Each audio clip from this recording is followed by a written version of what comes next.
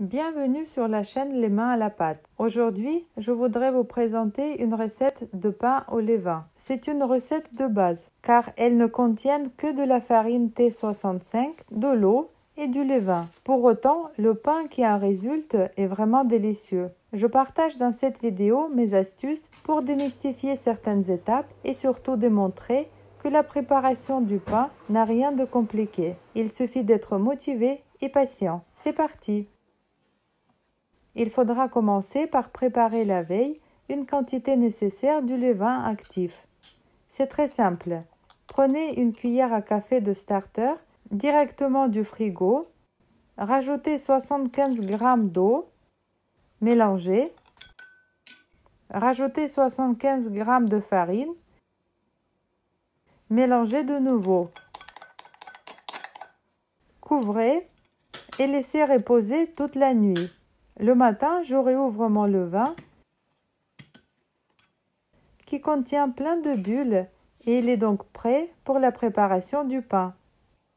Dans un bol d'un robot de cuisine, transfasez le levain. J'utilise le robot pour gagner du temps, mais si vous ne l'avez pas ou vous êtes plus habitué à pétrir la pâte à la main, c'est très bien aussi. Rajoutez dans le bol 300 g d'eau et 500 g de farine. Commencez le pétrissage.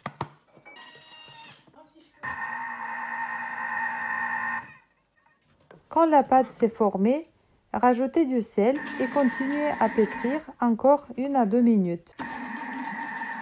Avant de transvaser la pâte sur le plan de travail, j'embaume mes doigts avec de l'huile végétale. Puis j'arrête le pétrissage et je transvase la pâte sur le plan de travail.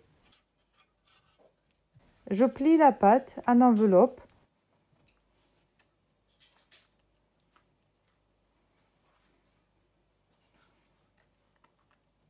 Je la dépose dans un saladier.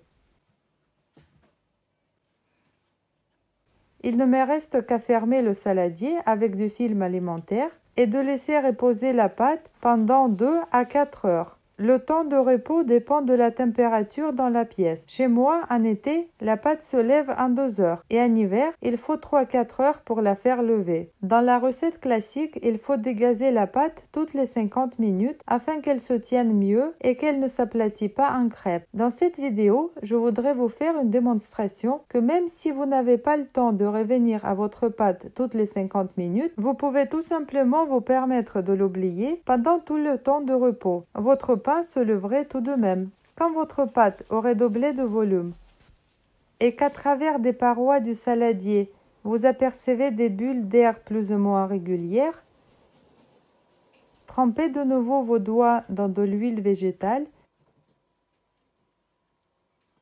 et déposez la pâte sur votre plan de travail.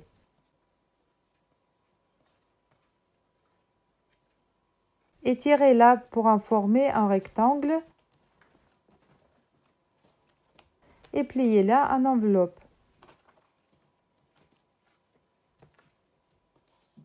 Retournez la pâte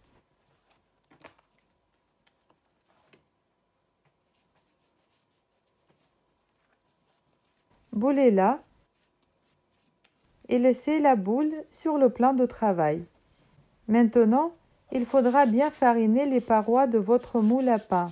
À la place de farine, vous pouvez utiliser de maïzena. Cette étape est très importante car si le moule n'est pas assez fariné, la pâte va se coller sur les parois et le pain n'aurait plus sa jolie forme ronde. Dans ce moule ainsi préparé, déposez délicatement la boule de pâte. Vous voyez, la mienne a eu le temps de s'aplatir. Rien de grave. Je la replie en enveloppe, je la boule et je la place dans le moule. N'oubliez pas à saupoudrer le haut de la pâte avec de la farine. Couvrez votre préparation et laissez au repos pendant encore au moins 2 heures. Quand la pâte aurait pris tout l'espace dans le moule, préchauffez le four à 230 degrés. Sur la plaque de cuisson chaude, déposez délicatement votre boule de pain. Sans perdre une seconde, faites des incisions sur le dessus du pain et enfournez-le tout de suite dans le four chaud. Les 10-15 premières minutes de cuisson sont à 230 degrés avec de la vapeur. Puis baissez la température à 200 degrés, laissez sortir la vapeur en ouvrant votre four pendant quelques secondes et puis laissez cuire pendant 30 à 40 minutes encore. Après ce temps, sortez le pain du four. Vérifiez s'il est prêt en tapotant sur le fond du pain. Le pain doit sonner creux. Laissez-le refroidir quelques minutes. Regardez qu'il est beau et quel bruit formidablement appétissant produit sa croûte dorée.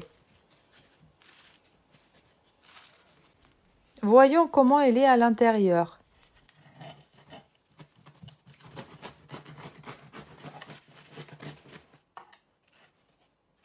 La mie est encore toute chaude. Mais on voit bien que les pores sont régulières et le pain rebondit très bien après une pression. Réalisé seulement avec de la farine et de l'eau, ce pain est vraiment délicieux et parfumé.